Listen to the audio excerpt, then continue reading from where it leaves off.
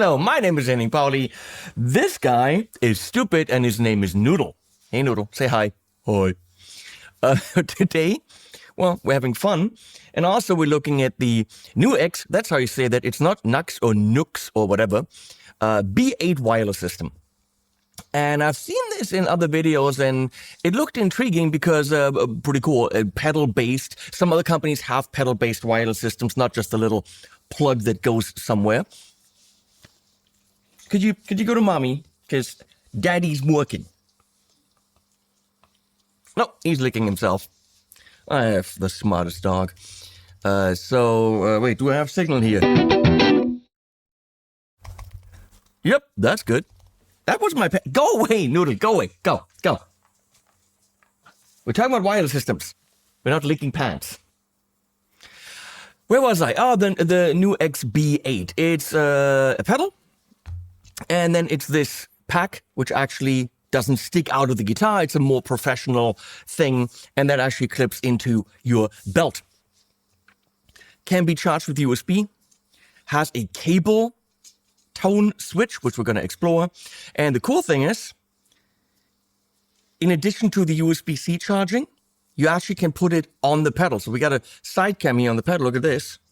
So there are actually contacts on the pedal, and magnetically this clips in, bam, and it charges, and that even works when the cable is attached. And on the other side, you can actually see the charge state. So once you clip it in, you get a little status indicator there, but it is charged right now. So right now it's saying, hey, we're not connected, which is not true because I was, but it turns off when you're charging it, of course. And the receiver has a whole bunch of extra features that you might like or not like. Before we can like or not like them, we're going to take it out of the box and see how it gets delivered.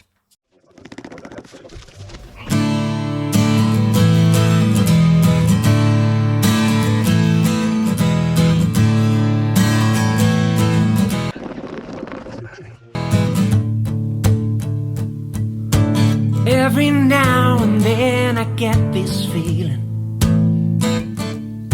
that everybody else has got it right, that everyone's so sure about the meaning of their lives, and I don't seem to get past almost, but not quite. My head on the ground and my feet in the air, I'm spinning around and I don't even care. I wanna be found, but I don't know where. Though I might be weaker than I wanna be, my dreams are better people through the seas. I feel bigger than I think I seize every opportunity.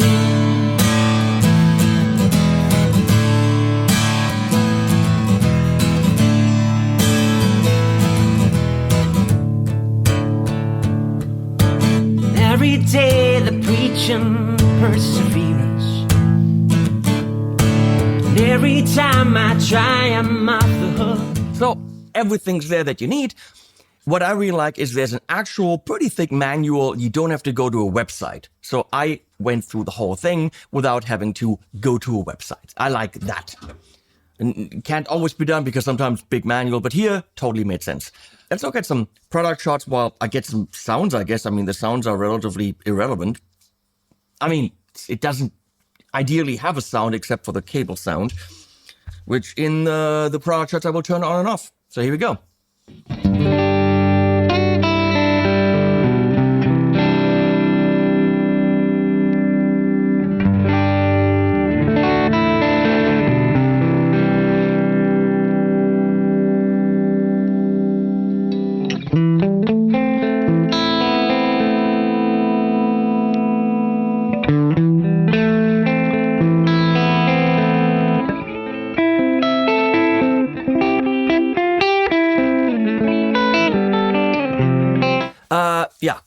Yeah, you already heard them.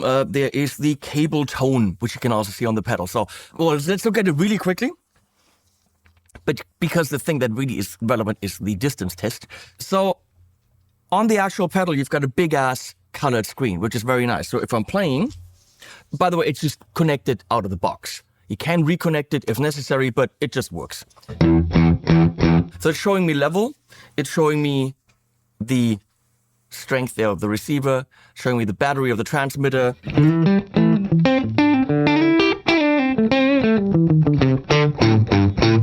You can also boost it if you wanted to. So if cable tone is on, it shows you. If you hold in, that's the way I have it set up now, the foot switch longer, the boost is on and you can determine how much it boosts. Do we really need a level boost in our wireless system? Maybe. I don't know. Depending on how you're using it, it could actually be a level boost into the mixing board. So that could be cool for a solo or something. But in front of my amp, to push my amp more from a digital thing, I don't know.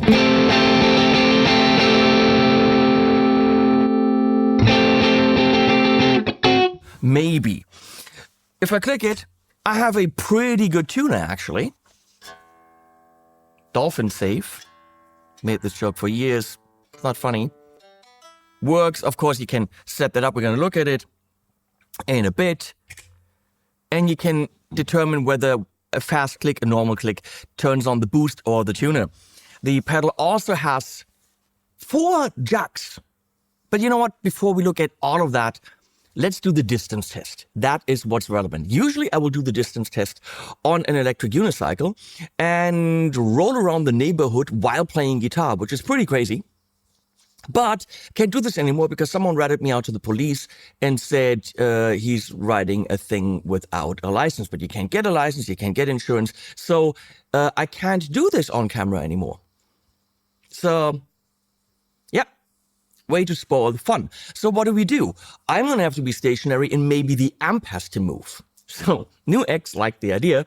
They sent me the Mighty 5th, I think it's called, a little battery-powered amp that also has its own wireless system, but we're going to go in with a plug. And we mounted the whole rig to a bike. Then Leslie's riding up and down the street, and we're seeing how it goes through buildings and how far it will transmit. We have a drone in the air, and you can see where she is at any given point in time. The drone was fogged, and we have a very, very blurry image. Well, for the video, it works. Next time, I'll check whatever made the drone fuzzy. Here we go.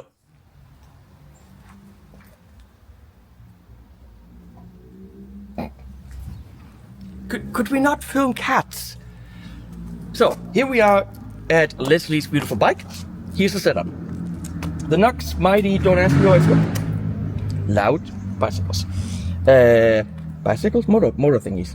The Mighty 5th, or whatever it's called, sounds pretty good actually, is strapped to this Didario Expand board.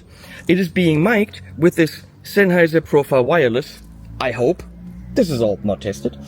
We have got the Nux B8 right here, right now without power. We're gonna give it power right now. Should turn on. With the Canvas USB by Walrus Audio. Way too expensive, but it works. Getting power from this power bank. Now it's waiting for the transmitter. So that should all work. The amp is on. And I want it on that hot channel, because we're going to play some hot shit. There we go. And that technically is it. So I will be standing right over there, and Leslie will be riding to and from places, and we're going to see what the range on this thing actually is.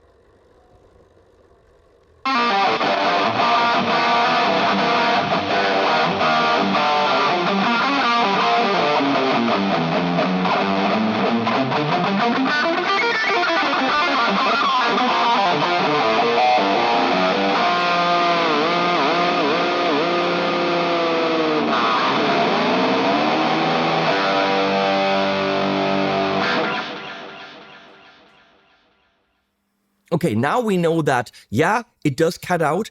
It will cut back in later than it cut out because it has to reestablish connection. But realistically, they're giving a distance of 10 to 35 meters. And it over-delivered on that big time. Big time.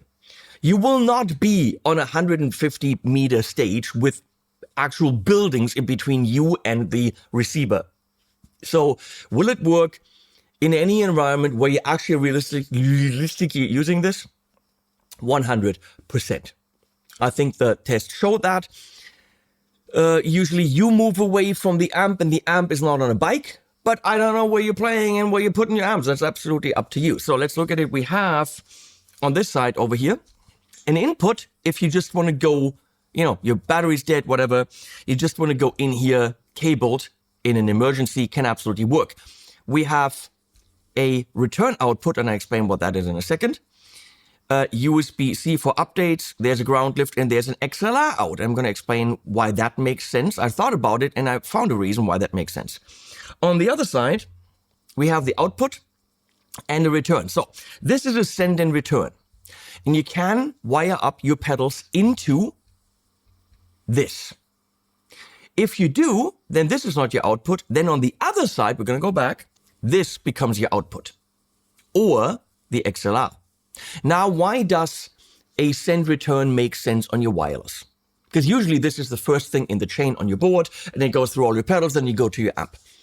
In that case, it doesn't make sense because all your pedals are, of course, behind the wireless system. But let's say you're using something like a modeler, like one of the universal audio modelers. Let's say the Lion or the Anti. They don't have XLR. So you would ideally need a DI box on stage to use something like that. So if you have some kind of modeler that doesn't have an XLR or a balanced output, you can wire it into the loop of the B8 and then use the XLR out to go to front of house without a DI box. So that's pretty neat. So what it gives you is a tuner, which is, let's say, $60, and a good one, 150 or more. It gives you a boost. Don't know if you need that. Let's not even count that into the equation. It gives you a DI box, and a good one can run you from 100 to 300.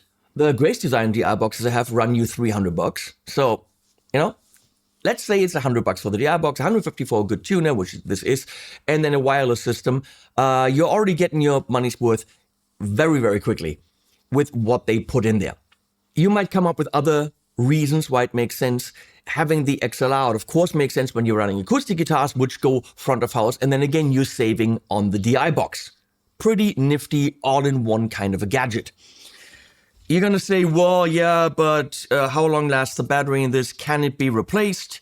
Because this is a built-in battery in the transmitter. Looking at it, can it be replaced? I couldn't open this right now. There are little rubber things at the bottom, which might be to prevent it from slipping, but also probably this is where, I can see it, it can be opened. This is where screws are. So technically the battery could be replaced at some point in time, or you could buy the whole thing, which of course generates electronic waste. I'm just pointing it out. No, there isn't a easily interchangeable battery. Like the size, like the weight, like that it can clip on. This is, of course, a tiny plug, whatever you call these, 1/8 inch, 3/4, whatever, tiny one. And it locks with a screw, as it should. So that's a very secure connection. Cable length is absolutely fine. And I'll put this in my pocket. Then let's look at the unit here. The really nice quality on this. We have a home/menu button. Let's go through these. Then you click here, and this is just a back. You click, you got a home display. You can determine what you see, just the levels. I don't know why I want that. I don't. Brightness. Boot up picture. You can put up your own picture there. I don't do that. And language, you got, 4. 2 kinds of Chineses? I don't know. I'm not that well versed. So here we can determine if we want faster response time, so lower latency, or a more stable connection. I probably could have gotten the distance higher if I had cranked up to more stable. So you want to play around with that. It's nice that you can. Here's the tuner. Do you want it to show up like this, or like this, or like this? Nice. You can pick how you like to see it. And then do you want it buffer bypassed or monitor bypassed? Then we're going to go to the foot switch. Do you want the foot switch on quick to be the tuner or the boost? I'm going to go for... I like the tuner. I'm not going to use a boost too much. Okay, so that's what I like. Then we got output. It's just a level. We crank it up. And then the boost. You can now, from here, turn that on and off and determine how much le boost you want. That's it. But that's quite a bit already for a wireless system. Last thing to check is, and we've already tried the boost. That's an Aviator guitar.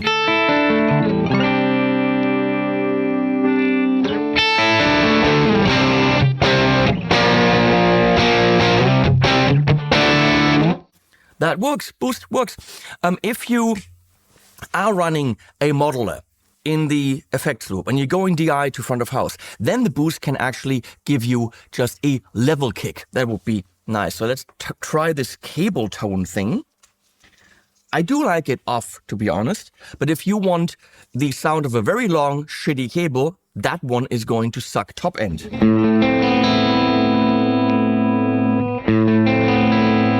There you go. For this kind of guitar with modern sounds, I don't want that.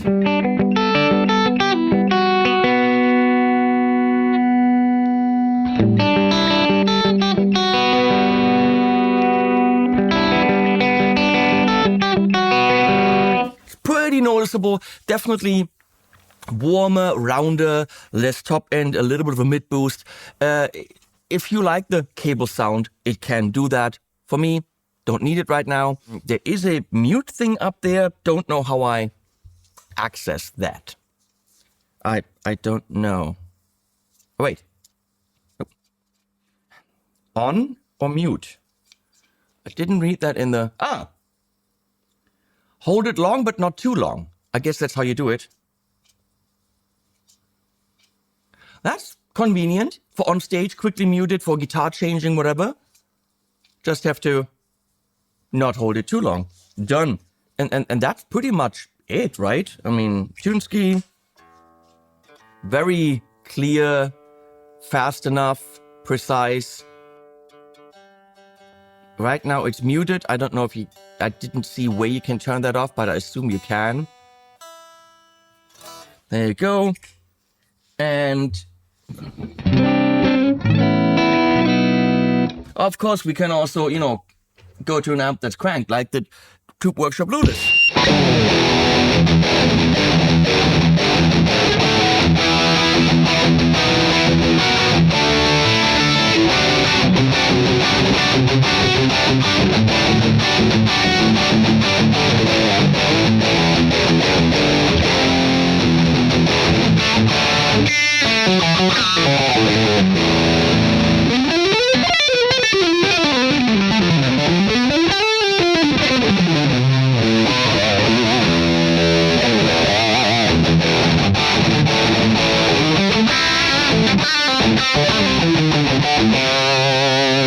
It's a good system. It's not the cheapest system on the market. You can get a wireless system, little pluggies for like, $60. But it's one that I would trust with the distance. I love that you get a lot of extra value in the DI box. I mean, the cable tone, okay. But the tuner, the DI box being very valuable with the loop, so you don't actually... It makes sense. There's a backup solution for plugging in directly if your battery goes down or you just want to. And you could use it for other things than just electric guitar, because with the XLR out, you've got acoustic guitar functionality. You can't really fault it at really too much. I like the way that it comes. There's a manual. I like to find problems, but I don't. Nope. I'm good. I'll link below. Thanks, NewX, for commissioning this video. And Animals at the end.